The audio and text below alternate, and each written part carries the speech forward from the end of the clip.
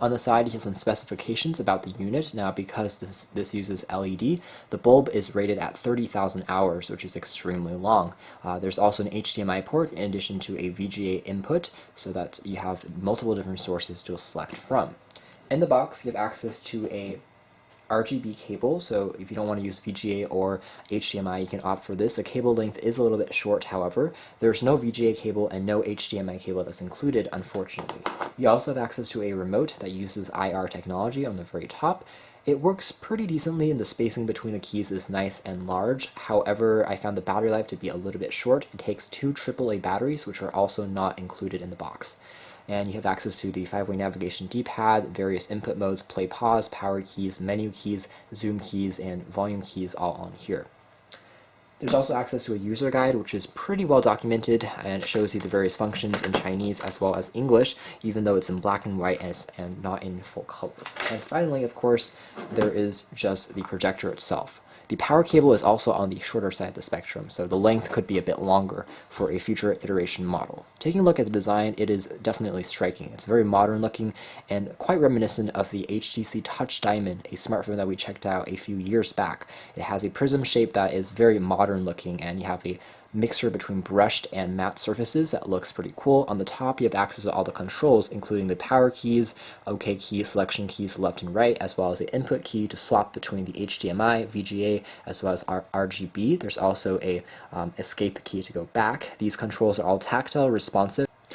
There's access to a IR receiver, which is on the back. I wished it was on the front. However, it is there. It's pretty responsive. There's also a VGA input slot there. On the sides, you have access to two USB inputs for directly plugging a thumb drive, and there is a software, CPU, and UI on here that can directly read files such as movies on a thumb drive or an SD card, and it will play that back directly, which is pretty cool. That includes pictures, songs, and videos. So here's your SD slot. There's also that HDMI input, as well as a headphone port. If you don't want to use the built-in speakers, there's also an AV port for the RGB cable that's provided as well. The front features a lens cap that pops out like so. There's the knobs that allows you to change the focus. The first one makes the lens pop out like so, and the second one changes the focus ever so slightly. It works pretty nicely, and there's also the standard AC adapter cord on the side. The bottom features a screw that you can use to change the height of the projector to tilt it up and down. You also have access to 4 rubber feet, which prevents the unit from sliding around when you place it onto a surface or a desk. There's also a ventilation grill, which prevents overheating on the projector. So design-wise, we are definitely impressed. There's even an LED strip onto the sides that's going to glow white. It's very gentle white when it's powered on, which is extremely cool and even adds to that futuristic look. Next, we're going to give a quick demo of how the projector works when we turn it on. So this is what the projected image looks like. As you can see, it's quite bright. It's also fairly crisp and easy to see. The colors are all very accurate, and I found that the performance on here is a lot better than the other mini projector sold by DB Power that we recently reviewed. You can see it's actually very sharp also around the edges, so this actually seems like an actual 720p HD projector as opposed to only a 800 by 480 resolution projector. The lights, again, in terms of navigation, is also quite simple and easy to use. We have access to multiple controls, so I can select from the various modes, like the ebook reader mode. There's also a photo mode. I can go for music, as well as the movie mode. And currently we're trying to play that back through an SD card or a USB socket located onto the side of the projector. If I want to swap the actual input, I can also do that by tapping on the key over here to the HDMI and say I want to use that. I want to tap on OK next. So let's try that one more time. There we go, and I have a computer connected currently, and you can see that after a few moments we can still see the text and everything appear on screen.